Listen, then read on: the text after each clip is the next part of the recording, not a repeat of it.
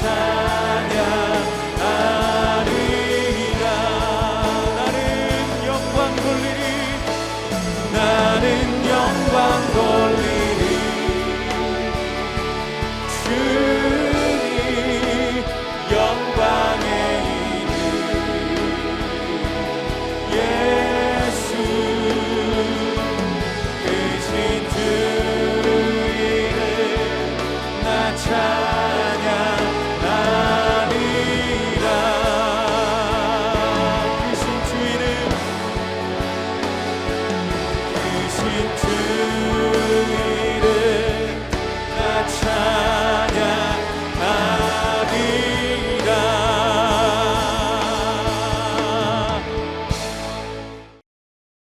제 14장.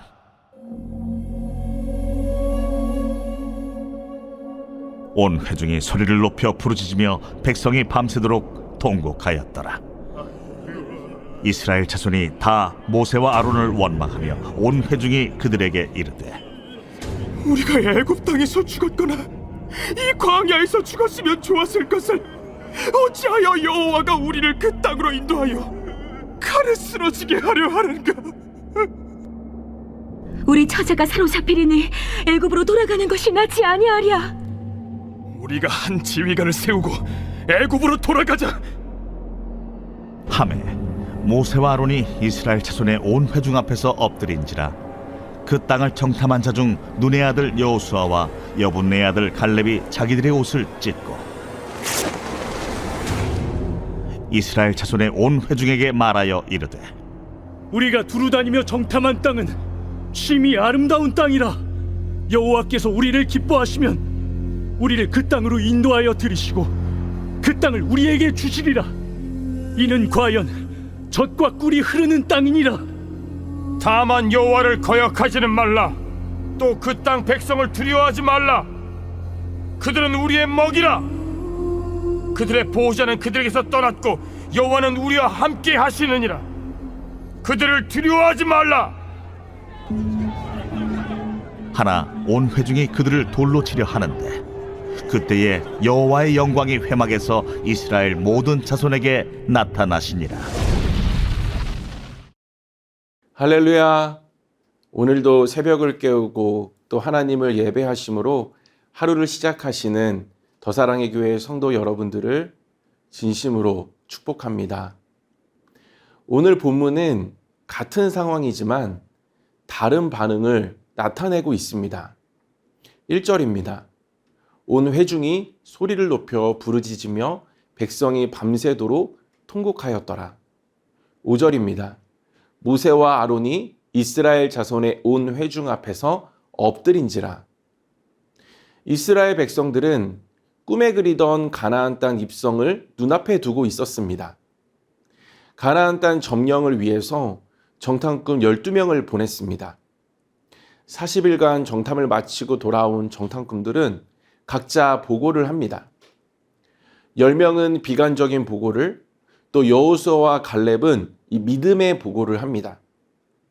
10명은 그 땅 거주민들은 강하다라고 계속 이야기합니다. 강함의 인식이 아낙 자손에게 있었습니다. 그러자 갈렙은 우리가 더 강하다, 이길 수 있다라고 말합니다. 그러자 10명은 또 정탐한 땅을 악평하고 우리는 메뚜기와 같다라고 스스로를 비하합니다. 메뚜기 의식에 사로잡혀서 스스로를 절망과 한계로 한정짓습니다. 거기에 더해 오늘 본문에서는 통곡을 하며 과거를 회상하기 시작합니다. 여기에서 나타나는 특징이 하나 있는데 그것은 남 탓을 하는 것입니다. 오늘 본문 2절입니다. 이스라엘 자손이 다 모세와 아론을 원망하며 온 회중이 그들에게 이르되 우리가 애굽 땅에서 죽었거나 이 광야에서 죽었으면 좋았거늘. 이스라엘 백성들은 이 자신들의 불리한 상황 앞에서 그 현실의 책임을 남에게 돌립니다. 그러면서 3절에 그 방향이 하나님께까지 갑니다. 3절입니다. 어찌하여 여호와가 우리를 그 땅으로 인도하여 칼에 쓰러지게 하려 하는가? 우리 처자가 사로잡히리니 애굽으로 돌아가는 것이 낫지 아니하랴. 이스라엘 백성들은 이 눈앞에 보이는 절망으로 지도자와 하나님을 탓하며 이 자신들의 끔찍했던 과거를 아름답게 회상합니다. 그런데 이들의 애굽 생활은 그렇게 아름다운 시간들이 아니었습니다. 출애굽기 1장 13절에서 14절입니다. 이스라엘 자손에게 이를 엄하게 시켜 어려운 노동으로 그들의 생활을 괴롭게 하니 곧 흙 이기기와 벽돌 굽기와 농사의 여러 가지 일이라. 그 시키는 일이 모두 엄하였더라. 그리고 여기에 더해서 애굽 왕은 이스라엘 산파들을 시켜서 이 남자 아이들을 다 죽이라고 합니다. 이렇게 고통스럽고 마음 졸이는 삶을 살았음에도 불구하고 지금 눈앞에 있는 거인들 때문에 서로 탓을 하며 하나님에게까지 그 원망을 하며 불신앙을 보여주고 있습니다. 그런데 이 모습은 우리에게 매우 익숙합니다. 출애굽기 14장의 홍해 앞에서도 이들은 계속해서 과거를 회상하고 하나님 탓을 하고 불평했습니다. 14장 12절입니다. 우리가 애굽에서 당신에게 이른 말이 이것이 아니냐. 이르기를 우리를 내버려 두라. 우리가 애굽 사람을 섬길 것이라 하지 아니하더냐. 애굽 사람을 섬기는 것이 광야에서 죽는 것보다 낫겠노라.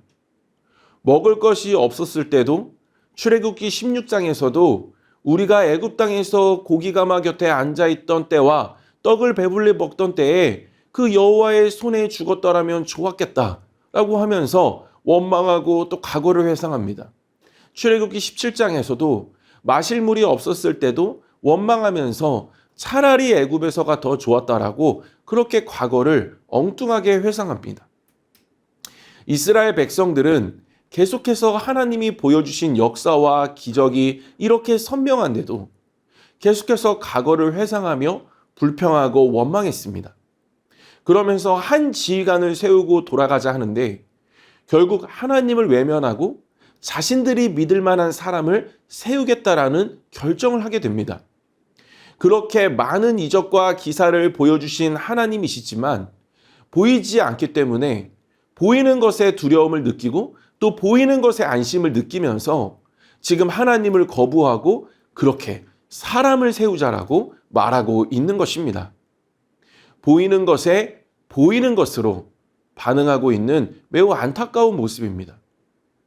그러나 이렇게 보이는 대로 판단하고 결정하는 모습과 달리 이 모세와 아론은 다른 반응을 보여줍니다. 그것은 하나님께 엎드려 기도하는 것입니다. 5절입니다. 모세와 아론이 이스라엘 자손의 온 회중 앞에서 엎드린지라. 그렇다면 이것이 어떻게 가능했을까요? 하나님이 나의 주되심을 명확히 알았기 때문이었습니다.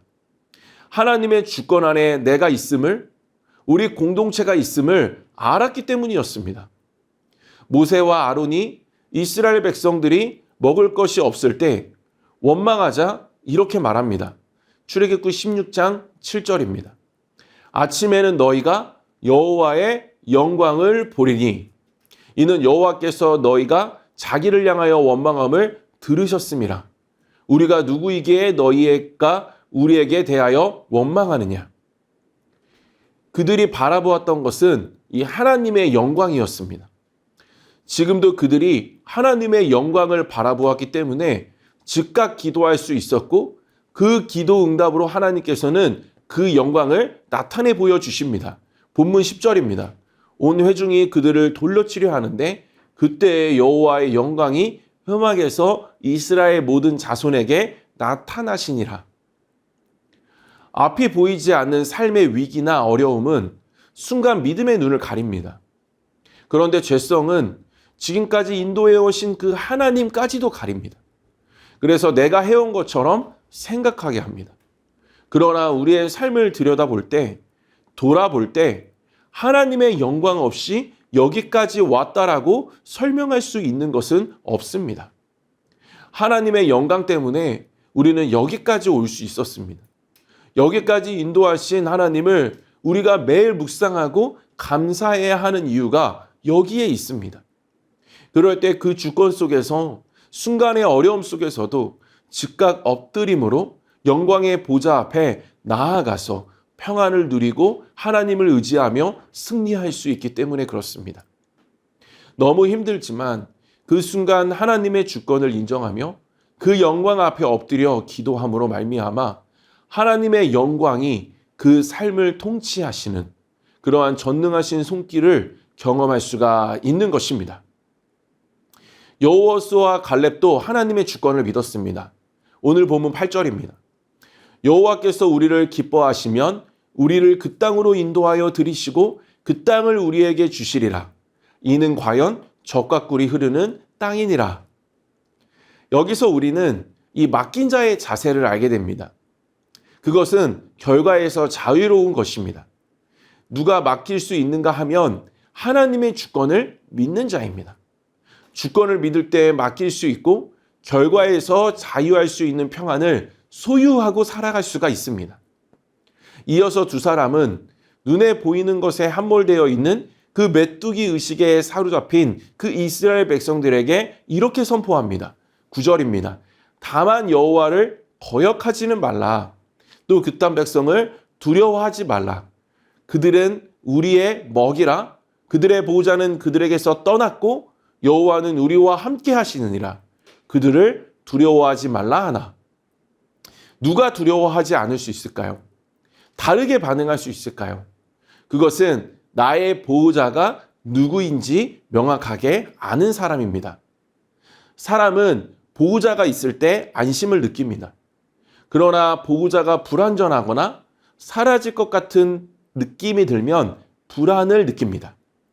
나를 지켜줄 것이라고 생각했던 것들이 허상이거나 탐욕적인 것들일 경우 그래서 쉽게 불안과 두려움을 느낍니다.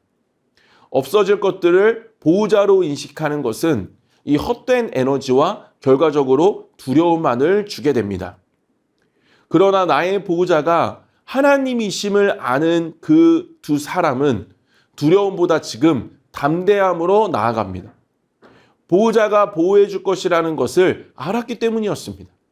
그 보호자가 전능하신 하나님이심을 그들은 믿었기 때문이었습니다.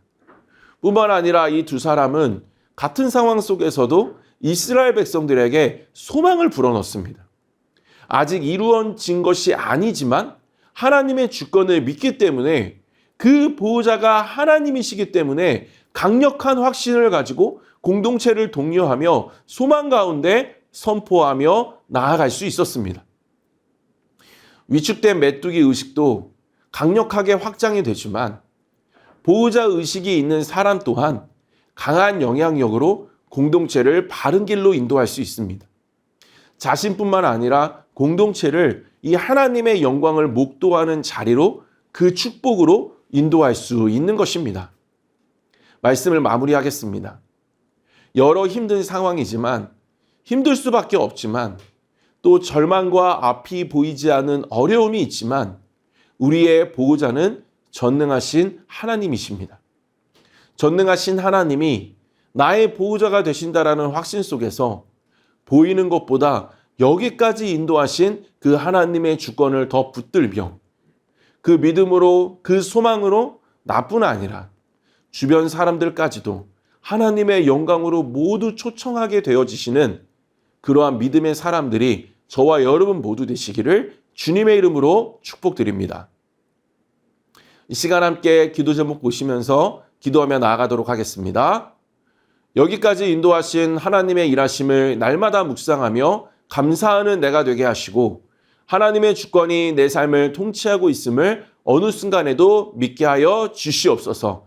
보호자가 전능하신 하나님이심을 믿고 보호자 안에 거하여 온전히 맡기고 그 결과에서도 자유하고 평안케 하여 주시옵소서. 하나님의 영광이 나뿐 아니라 공동체 안에서도 경험될 수 있는 화평의 통로로 쓰임받게 하여 주시옵소서. 이 시간 함께 기도 제목 보시면서 기도하며 나아가도록 하겠습니다.